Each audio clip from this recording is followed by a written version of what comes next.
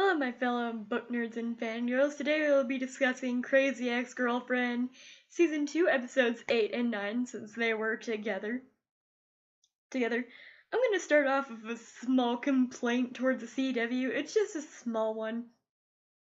When I have a two-part episode, and you do them back to back, I don't want to watch your latest episode first, because in the 5 seconds that I thought I was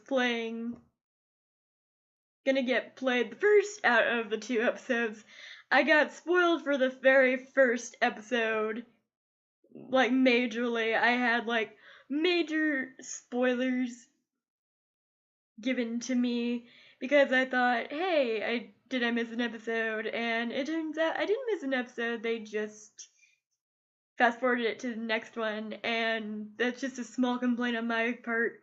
My bad. I didn't notice that at first. But at the same time, it's not CW's fault, I guess, for playing the latest one.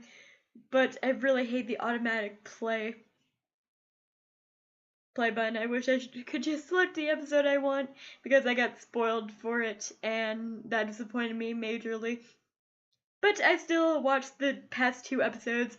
I'm gonna do them together because I really didn't have a lot of thoughts on the 9th episode of the season, except for who plays her new boss, because I love the actor who plays her new boss, and just the irony of the new actor that plays her boss is beautiful. We'll get to that a little bit later. First, I want to talk about the very first episode that we watched, which was whenever Rebecca was babysitting Rebecca's son. I mean, not Rebecca's, sorry. So, like, whenever Rebecca was babysitting Paula's son, this was a hilarious episode. I loved it so much. The 9th episode for me was kind of eh. It had a few good moments to it. It wasn't as funny, and I hate the fact that she got back together with Josh. Can we just, like, have Rebecca stay single for a season just so she could get her shit together, so Josh could get his shit together, so everyone could get their shit together, and then we could do couples? Like, I'm one for a love story, don't get me wrong, but Rebecca and Josh, I just don't ship together. That's just my personal opinion. I'm not saying they're a bad couple. In no way, shape, or form are they a bad couple to me. It's just, I really don't care for them as a couple, and I think she could do a lot better than Josh Chan, but that's my personal opinion. If you don't think she could do better, that's fine, but I think she could do better. But moving along to the subject at hand, the first point I want to talk about in the episode was the episode opener when we find out that Paula's husband cheated on her with Tara from work. I guess her name was Tara. Was her name Tara? I think her name was Tara. But that was a surprise to me. I knew it was kind of coming because Paula and her husband had been drifting apart for a while, and the only thing they really had in common was discussing Rebecca's fucked up love life, and ever since Paula took herself out of that equation, Scott has shown very little interest in her, but she has also shown very little interest in his interest, so a little derail in their relationship is what I was expecting from the two, and I think they're actually heading towards divorce. It's gonna be like a bumpy season, I feel, for Rebecca. Not Becca. Why do I always want to call her Rebecca? It's Paula. For Paula, and I felt so bad for Paula because she didn't really deserve her husband cheating on her. I mean, she made a mistake and she was late, but she still showed up. She could have not showed up, and get her husband would piss her, but it wasn't a reason for him to cheat on her, which I'm glad that she didn't say, oh honey, it's okay, that's fine. I totally get it. No, I'm glad she kicked him out, because that's what I would have done if someone would have cheated on me. People have cheated on me before, and I've kicked them out of my life, and I felt better for it. I never forgive a cheater. That's my thing. Another point I would like to make is that, yay, Rebecca and Paula actually are talking to each other again, because they're talking to each other in, like, Rebecca's making coffee coffee at work, and Paula comes up and waits for the machine, and Rebecca finally says words to her like, "I'm sorry, I'll move as soon as I'm done," and then Paula, just wanting her iced mocha, goes to the fridge just wanting to get a thing of ice, and her reaction to the empty ice trays are so hilariously funny. I just love Paula. She's becoming one of my favorite characters when she was one of my least favorite characters last season, but she's developed so much in this season that I just love it so much. So, of course, Paula has a little bit of a breakdown. Rebecca wants to know what's happening. Rebecca thinks it's about her. So her, Miss Hernandez, and Paula are all talking. She comes in and says, "Oh, Paula, I know what this is about. This is about me, and I'm so sorry." And Miss Hernandez, in, like, shocking form, tells her, "This is not about you, you stupid bitch. You stupid self-centered bitch." And I'm just all like, oh my god, Miss Hernandez talks, and she's all like, "Oh my god, you just talked," and Miss Hernandez is all like, "I talk all the time, you just don't fucking listen," and it was just so funny, and I love that moment.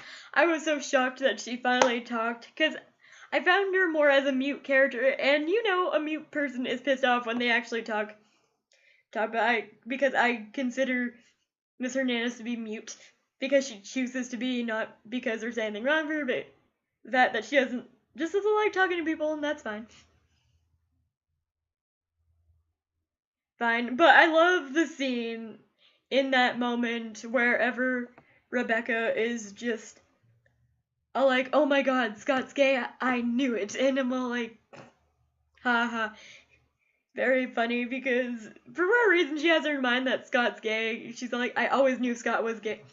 Because Paula tells her, "It's about me and my husband." She's like, "Oh my god, he's gay, isn't he? I always knew he was gay." And then Miss Hernandez just goes off on her again, which I love the dynamic between Miss Hernandez and Rebecca, because obviously there will always be friction between those two because they're both Paula's best friend, and Miss Hernandez is more of a best friend than Rebecca really is, and I respect Miss Hernandez a lot for what she said to Rebecca, because it got her to really think. And then finally, Rebecca apologizes to Paula for all the shit that she's put her through, and then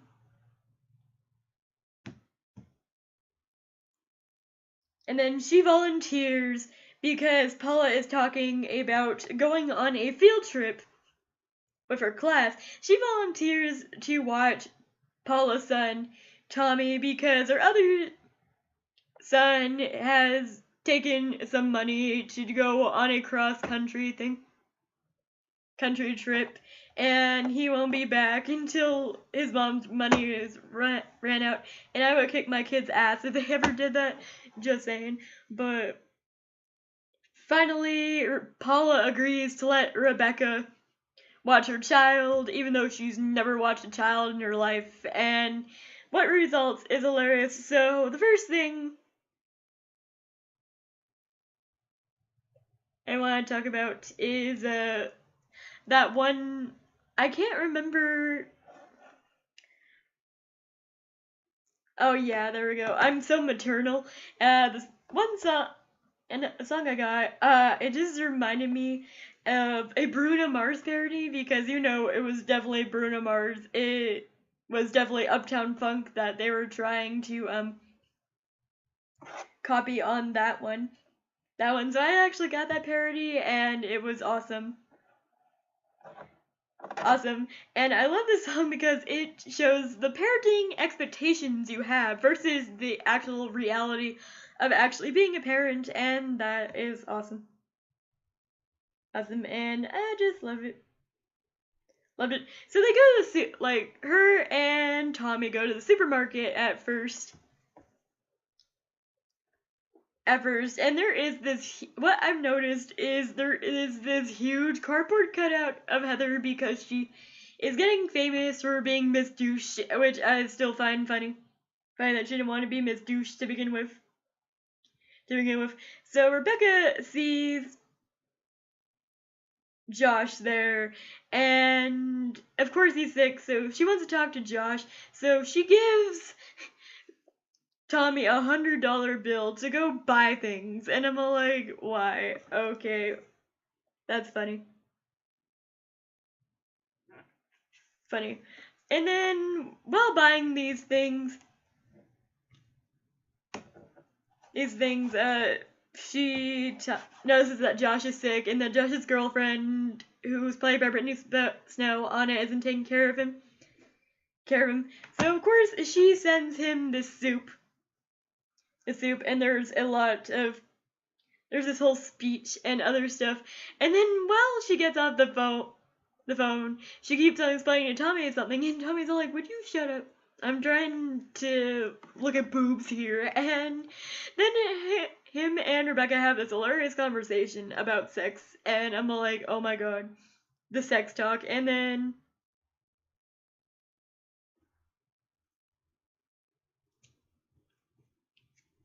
that was very funny. That was a very weird interaction between the two, because Rebecca always wants to give Paula's son a lecture about something, and she's very cool. Like, she's a very cool babysitter. Like, I wouldn't mind Rebecca as a babysitter when I was 7 years old, especially getting like $100 bill to a kid. That's like a gold mine right there. $100 to me, man, is a gold mine.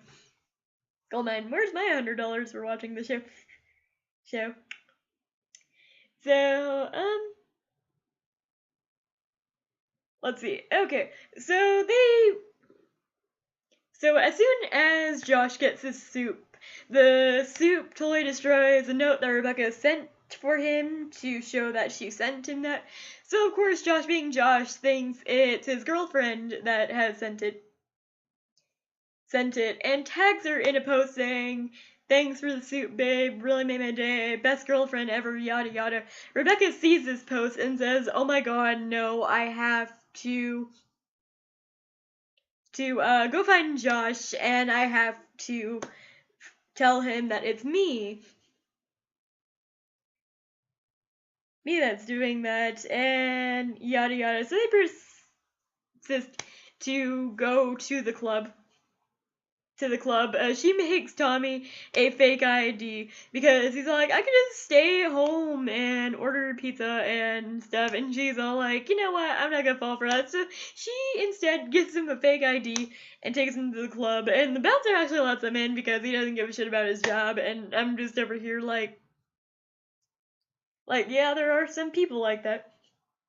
But really, would you really let a kid in a club when he's like, what, 10, 11, 12? I can't remember what age he said he was.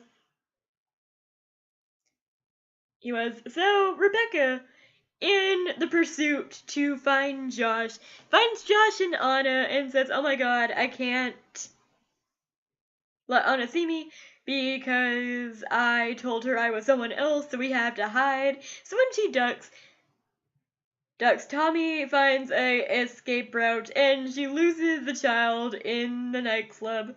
So she recruits the help of Heather, and they try to find them. And then, of course, poor Rebecca, always getting stuck in bathrooms, listening to her ex-boyfriend having sex with someone else.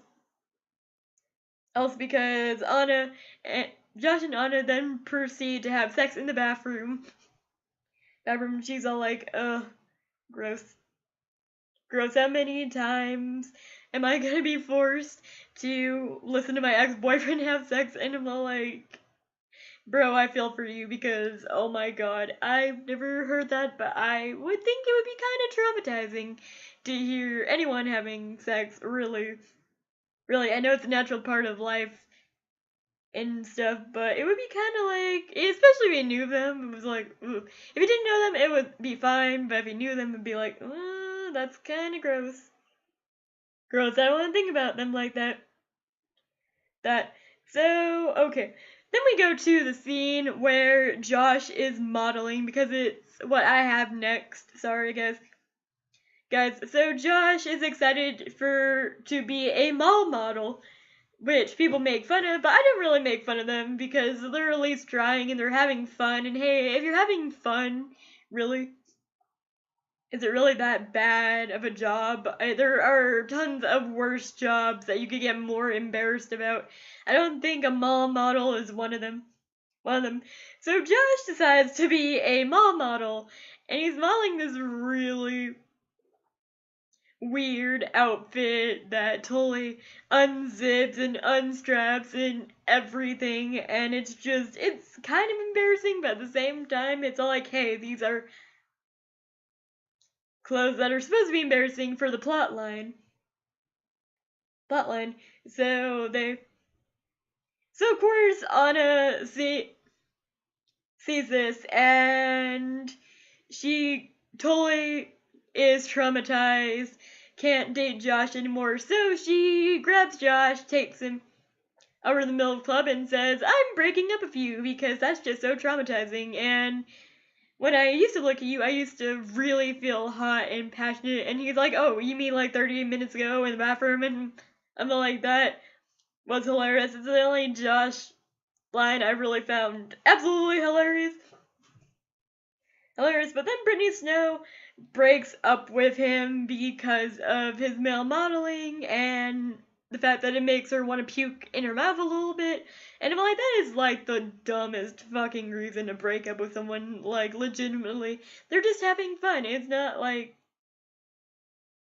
anything bad or whatever. I would just have gone with it as a girlfriend. I would have been like, okay, this is, even if I got embarrassed, it was like, okay, it's a little embarrassing, but at the same time, they're enjoying what they're doing, and I'm not gonna say anything about it. That would be me, and I didn't appreciate Brittany Snow's exit of Crazy Ex-Girlfriend because I was really looking forward to having someone on Crazy Ex-Girlfriend that I actually really liked having on there. Not that I don't love the main characters, it's just I love when they bring new characters in. And especially the next new character we're going to talk about in the next episode, which I totally love his actor, so I'm totally like, Eep. I don't know the actor's full name, nor do I know the actor's name, but I know what he plays as, and I was excited.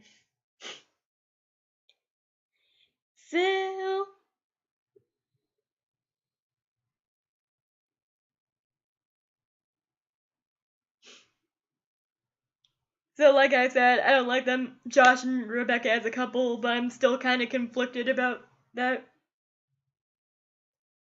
I wrote down, I don't really like them as a couple, but I'm still kind of conflicted because Josh cares about Rebecca a lot, and I will say this no one, yes, he cares about her, yes, he makes her feel loved and happy, and yes, I'm glad that she's happy, but at the same time, there are problematic reasonings to not like this relationship, and I see a lot of the problematic. I see a lot of the positives, but there is problematic points to this relationship, as many relationships have. I think Josh really needs to work on not being in a relationship because he has been not single he's never been truly single for like ever. He had Valencia he had Rebecca first at camp, and then he had Valencia through high school and most of his life, and then he went to Rebecca as soon as he dropped Valencia, and then after he dropped Rebecca, he went straight to Anna, and I'm just over here like, Josh really needs to be single for me to see him as a potential love interest, because I think it's just like, Josh is always on the rebound, and I really hate that about his character. He's always on the rebound. He doesn't consider half the shit he says. And do we not forget in the other episode that he called Rebecca a really bad relationship because she stalked him? Can we not forget that. There are a lot of emotionally abusive things that Josh says to Rebecca, and he's not emotionally abusive as some people could be, but he has a lot of things about him that I don't really like as a person. But I'm going on topic. I can make a whole video why I don't like Josh Chan, but this video is going to be long to begin with, so let's get back to it. One good thing I could say about Josh is I loved his song Duh. They really do a thing about making Vincent, who plays Josh, sing boy band songs, because I guess that's what he auditioned with. And so far I haven't really liked his boy bandish songs, but I really did like Ping Pong Girl, and I love Duh. I don't know why I love Duh. It's just, maybe it's because Josh finally realizes that he is an idiot, and Rebecca has been there for him multiple times, and he's been so horrible to her. Just so not very awesome. And I get it. I get that no one really wants to have a crazy person, but sometimes a crazy person is the most lovable person, and sometimes, those relationships do work out. There are guys out there who do love crazy girlfriends. And Rebecca is not, like, the craziest girlfriend I've ever seen. There are a lot of crazy girlfriends that are more crazy than Rebecca, so he's gotta, like, step back and reflect on what he actually thinks in his head, because I would love Josh not to go on this off again rant. I would like her to have a stable relationship for once. But Rebecca also needs to work on a few issues herself. Like, if they would, like, just stay broken up for a little while to work on their separate issues, I'd be fine. Like, Josh hasn't worked on his issues, but Rebecca has had major character development, and I don't want him to bring her down in character development. That's one thing I hate, is when a character gets underdeveloped because they have a love interest, and it's just not gonna work for me if she's with Josh and that happens.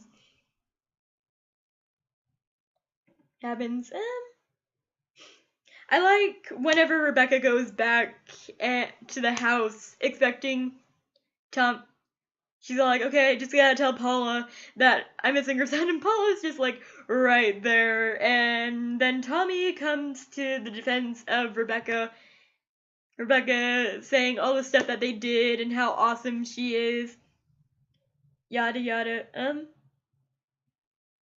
Another thing that I like about this is that Josh comes by to talk to Rebecca as soon as she was gonna talk to Paula about something.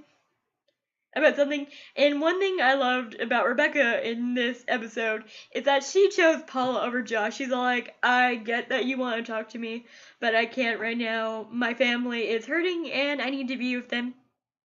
I'll talk to you some other time. And I loved that. I loved how she is now choosing her friend over the person who she wants to be with. It's like awesome. That's total girl power right there, which I love about this season. Another thing I really hate about Josh and Rebecca being back together is what's gonna happen between her and Valencia now that they're back together. That's another thing that I'm just kind of dreading, because I liked that her and Valencia are becoming friends because of their mutual hatred for their ex-boyfriend. But, it's whatever. Well, they'll go back to being friends sometime, I guess. Yeah, I put yay for telling Paula the truth, because she finally decides to tell Paula, okay, I lost your son. I'm sorry. I didn't mean to do this, yada yada. And Paula's like, you lost him in a club. Did anything happen to him? And she's like, no. He seems fine, yeah. I once lost him in a Barnes, and then she said, I once lost him in a Barnes & Noble for 2 whole days. And she's like, really, 2 whole days? But I'm all like, dream goals right there, because I love books. So it's like, oh my god, Barnes & Noble dream goals. And that was it. really what I wanted to talk about for the first episode, I saw. And now we're going on to the second episode, which I was very intrigued by. I didn't write as many notes down for this one as I did for the last one because I was already kind of like, okay, I'm tired. I just want to go to bed, but I still have to do my write this down because I didn't know Crazy Ex-Girlfriend was on this week, actually. I thought it was going to come back with the Vampire Diaries, and whenever I got an update from Rachel Does Stuff, and it had new Crazy Ex-Girlfriend songs, I found out that the episode actually aired on Friday, and I was embarrassed. But enough about that. Now we're going to Season 2, Episode 9, which brings in a new guy, and the new guy I was so pumped for. And this new guy also has a bit of irony to him because we all know that Santiago Santino, I think it's Santiago, comment down below, let me know how you pronounce his name. All of us know that he played Hans in Frozen, right? So I find it funny that whenever Hans from Frozen left, we got Kristoff from Once Upon a Time, who is played by, let me actually get that up for you guys, because I want to have a actor name for that. Because, I'm so obsessed. It says his character's name is Nathaniel, and I gotta... There we go. Scott Michael Foster is who plays Nathaniel, and for most people know Scott Michael Foster as either Cappy from Greek or Kristoff from Once Upon a Time, but I actually know Scott Michael Foster from being I think it's Liam? I'm sorry, I'm really bad at character names, but he is, I think, Liam in Chasing... Not Liam, there we go. He is Leo in Chasing Life. I am so sorry about that blunder, but I was excited for Scott Michael Foster to come in because he plays Leo in Chasing Life. So when I was looking at him, I'm like, oh my god, is that Leo? And then I was totally freaking out, flipping out, and I'm like, oh my god, it's Leo. And then I was scrolling in the comments down below because I was watching a preview for it, and some person's like, get rid of Hans and get in with the Kristoff, and I'm like, oh my god, does he play Kristoff too? And of course it was Kristoff from Once Upon a Time, and I'm all like, yeah, that's what I thought, because I know Jesse, I can't remember his full name, but he played, actually, that's not even the actor's name, I don't know, he played Jesse from Glee, and, oh, Jonathan something was the actor's name who played Kristoff in the movie, and I love him as well as Scott Michael Foster. So I'm glad that Scott Michael Foster auditioned because he plays a really big douchebag in this one. Like a really huge douchebag character, but when I think back to it, Leo was also a douchebag in Chasing Life. I only watched like 2 episodes of Greek before they took it on Netflix, so I can't tell if he was an asshole in Greek as well. But I'm excited to have him as a new cast member. So moving on from that excitement, and the new news that he actually might be one of Rebecca's new love interests, which really makes me kind of like, I don't really see it, but at the same time, I'm not gonna diss it at the moment. Because they did have some kind of chemistry. I don't know if it was sexual chemistry or if it was just, I'm gonna kill you chemistry, but there was something. There was something between them. It wasn't, like, profound, but it was still there.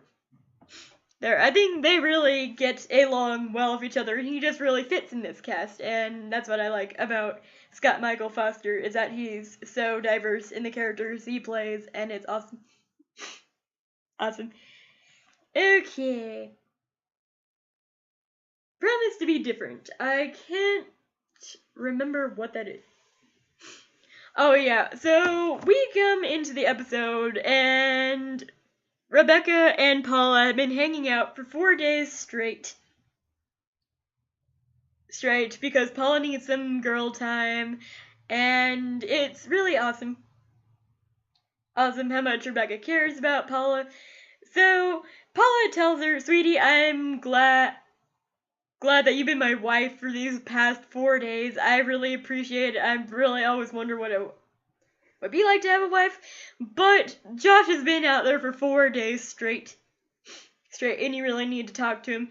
So of course Josh comes in and tells Rebecca that he promises that this time will be different and he'll pay attention to her.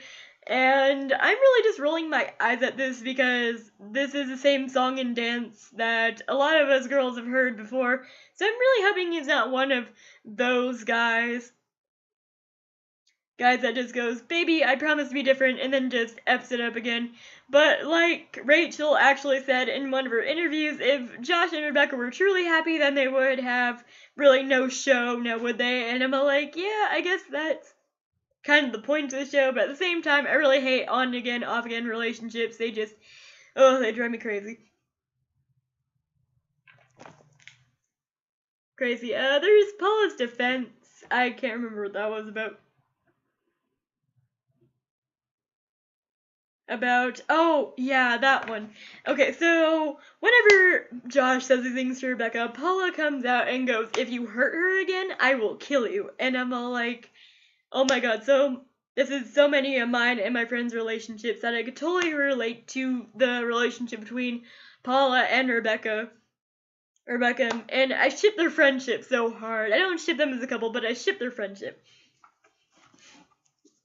so hard. And then, of course, Josh and Rebecca go off, and they're in this thing I like to call the couples bubble, where everything is happy and great, and nothing can bring them down.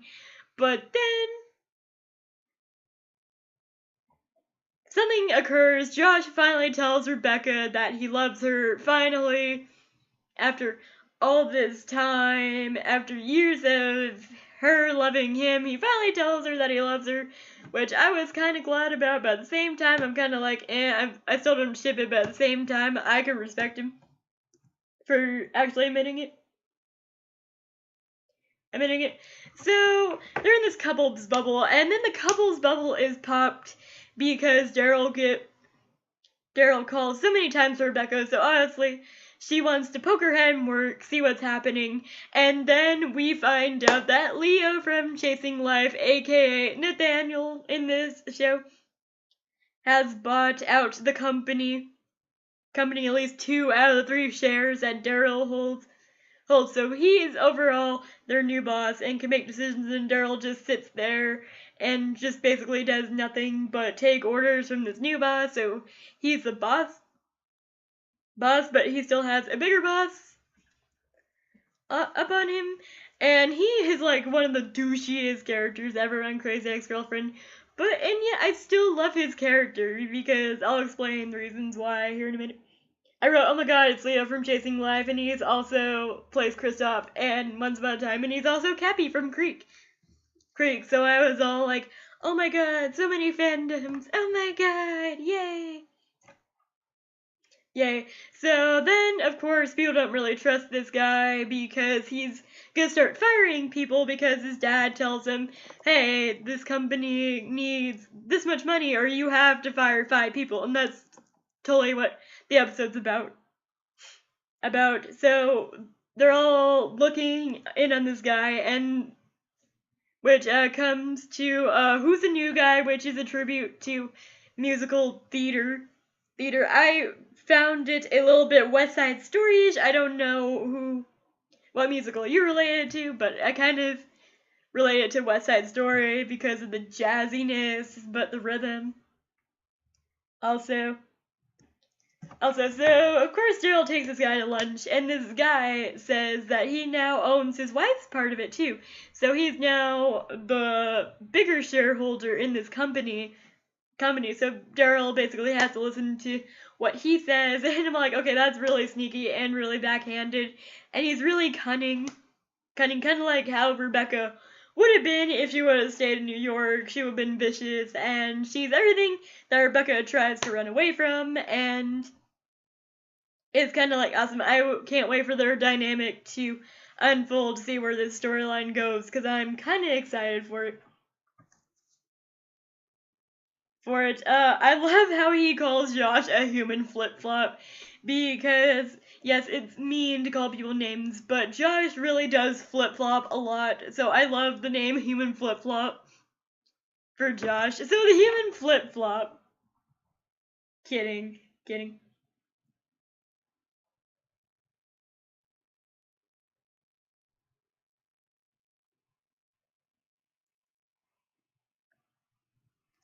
He goes in and he calls Josh a human flip-flop, and Rebecca tries to get these new clients. So she finds these new clients in two owners of a golf course that want to build on a cemetery. And after they're done talking to them, they'll say, we'll reach our decision in 2 to 3 weeks. This isn't really good for Nathaniel, and she's all like, the only reason you're doing this is because your daddy's telling you to. You don't have the balls, yada yada yada. So her and Daryl make fun of this guy so much that he decides to fire George. And everyone's surprised, and then George gets a song which I liked, but then they cut off the song because George apparently doesn't matter to them, and I was just like, I kind of didn't like that, but at the same time, I kind of get it. So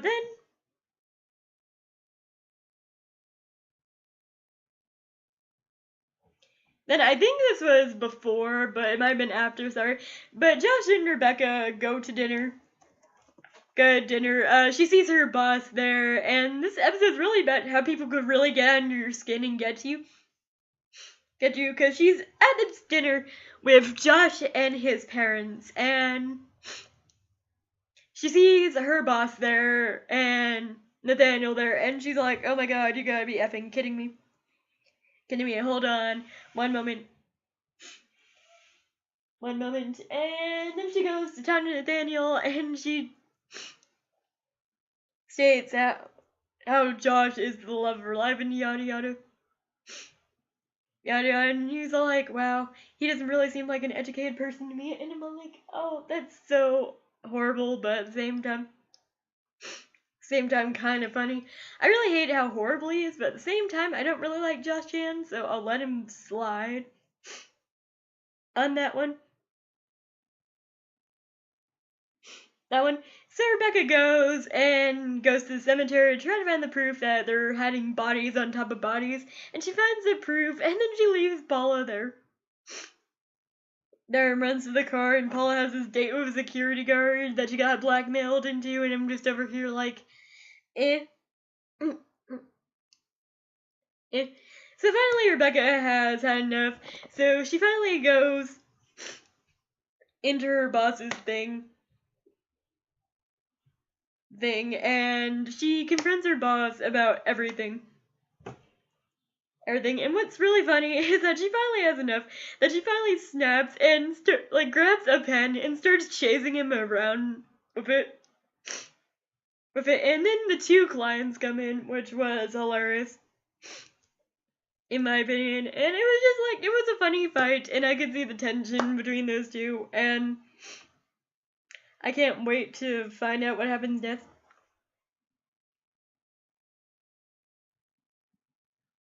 What happens next with that dynamic, and no one got fired after that. He decided to drop it because they got the deal, and that's all he wanted, and that was awesome. But the final scene in this really confused me, because what happens is that she's with Josh, and then she's all like, oh, I got an idea. How about No, wait, I have to talk about Josh's reaction to her apology because I thought it was really crappy of him to say what he said. He's like, good, you should be sorry for doing this. And I'm like, you haven't really done shitty things. You could have just forgave her, and you didn't really have to say that she should be sorry for the things she did. That's my thing about Josh. He's really immature and inappropriate at times, and I'm just over here like, I don't really like it. So whenever she's all like, oh, well, we could go to bed, or we could go to bed, and he's all like, I think I want to go to bed, and then she's like, oh, well, I have this new game, how about you run, and I'll pretend I'm chasing you, like I'm about to stab you or something. And then she makes a gesture that she does for her new boss, and she's chasing Josh around, and I'm all like, oh my god, that's kind of funny. And then, Paula goes on that date with the scummy security guard, and that's all I had for that episode.